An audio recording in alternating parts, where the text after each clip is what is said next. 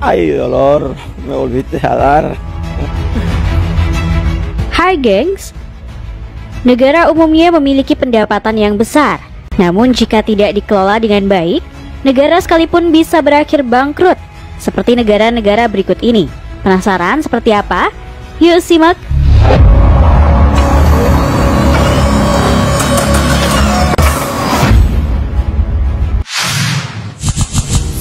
Negara Zimbabwe.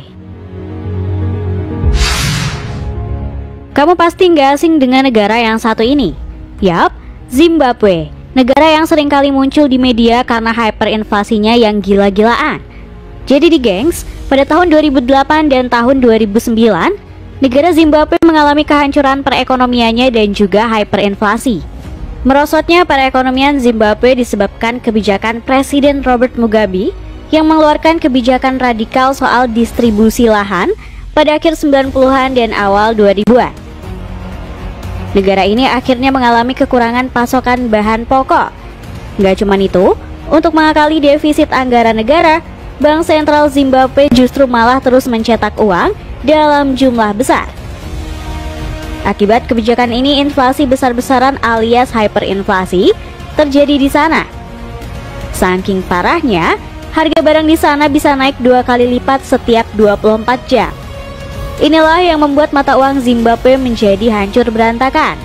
Saking gak lakunya mata uang di sana, sudah menjadi pemandangan biasa kalau masyarakat harus membawa bergepok-gepok uang hanya untuk belanja.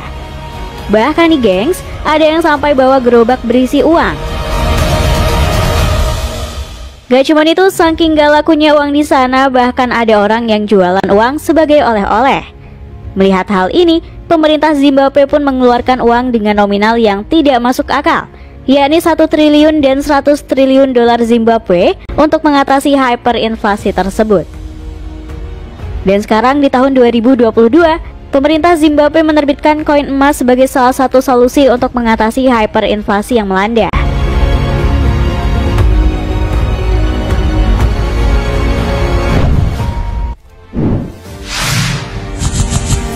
Negara Venezuela.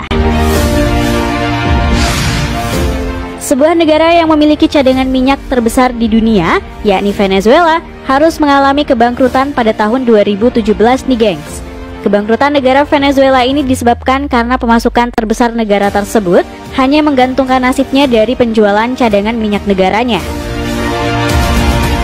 Pada tahun 2016, saat harga minyak anjlok, ini berakibat menyusutnya pendapatan Venezuela.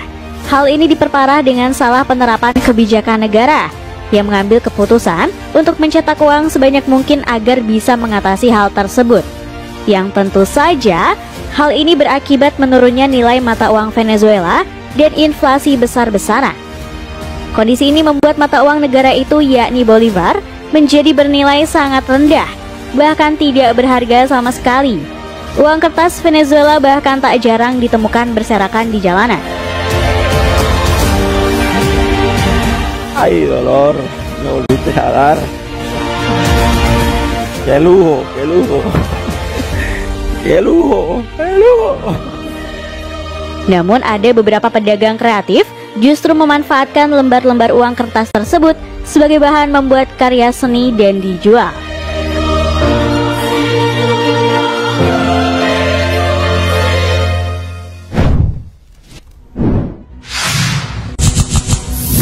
Negara Nauru. Tahu nggak sih gengs, sebuah negara kecil yang bernama Nauru ini pernah menjadi negara termakmur di dunia.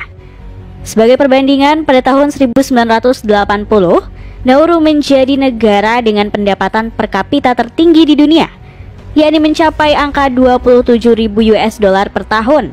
Sementara Amerika saat itu hanya 12.500 US dollar per tahun. Kekayaan negara Nauru kala itu berasal dari ekspor fosfat yang melimpah di sana. Fosfat sendiri merupakan bahan baku pupuk yang berasal dari endapan kotoran burung. Fosfat di Nauru merupakan fosfat dengan kualitas terbaik yang berasal dari endapan kotoran burung selama berabad-abad. Akibat kekayaan alam tersebut, negara Nauru pun menjadi negara yang makmur dan kaya raya.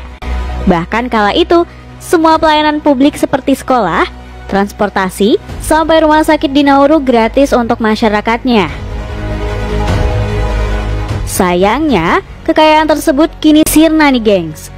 Ketersediaan fosfat di negara tersebut mulai habis pada tahun 2001, sementara penghasilan dari fosfat tersebut hanya dihambur-hamburkan oleh pemerintah tanpa adanya investasi yang dilakukan. Bahkan pada tahun 2002, Nauru juga gagal bayar utang ke pemerintah Australia sebesar 239 juta dolar Australia. Kini Nauru yang sempat menjadi negara kaya raya berubah menjadi negara termiskin di dunia. Bahkan Nauru harus bergantung dari bantuan Australia.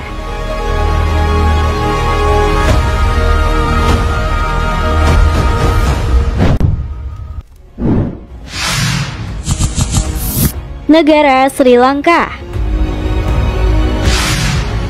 Pada tahun 2022, dunia dihebohkan dengan berita bangkrutnya negara Sri Lanka. Kebangkrutan Sri Lanka ini disebabkan oleh utang luar negeri yang sangat besar dan kemerosotan pendapatan di sektor pariwisata akibat adanya COVID-19. Selain itu, Sri Lanka juga kehabisan mata uang dolar sehingga tidak bisa membiayai impor barang-barang pokok. Akibatnya, selama berbulan-bulan, Sri Lanka mengalami inflasi dan membuat harga barang di sana tak terkendali. Warga Sri Lanka mengalami kekurangan obat-obatan dan makanan, serta pemadaman listrik selama berbulan-bulan.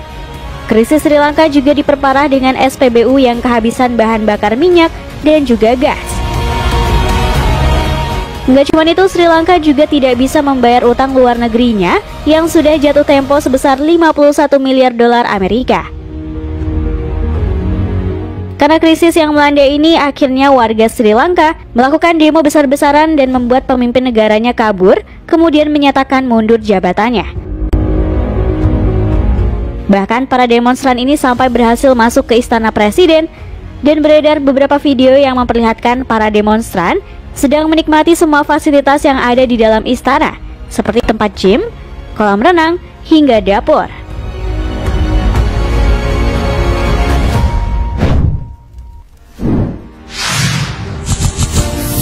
Negara Argentina. Siapa sangka nih gengs, negara dengan julukan negeri tangguh sempat mengalami krisis finansial pada tahun 2001 dengan hutang 145 miliar dolar atau setara 2,14 kuadriliun rupiah.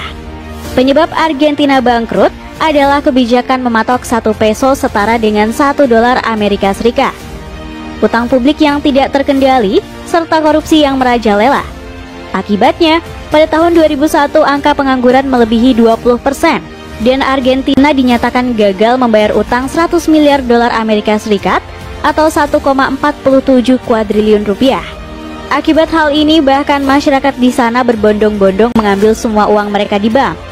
Bahkan pemerintah sampai harus membekukan semua rekening bank selama 1 tahun dan hanya mengizinkan masyarakat mengambil uangnya sebesar 250 dolar per minggu. Saking parahnya krisis Argentina saat itu, Argentina sampai berganti presiden 4 kali selama setahun, dari akhir 2001 hingga tahun baru 2002. Pada tahun 2005, ekonomi Argentina sudah pulih, tetapi kemudian kembali bangkrut pada tahun 2014. Argentina bangkrut lagi pada 22 Mei 2020 setelah gagal melunasi utang sebesar 500 juta dolar. Salah satu presidennya yaitu Fernando de la Rúa bahkan melarikan diri dengan helikopter.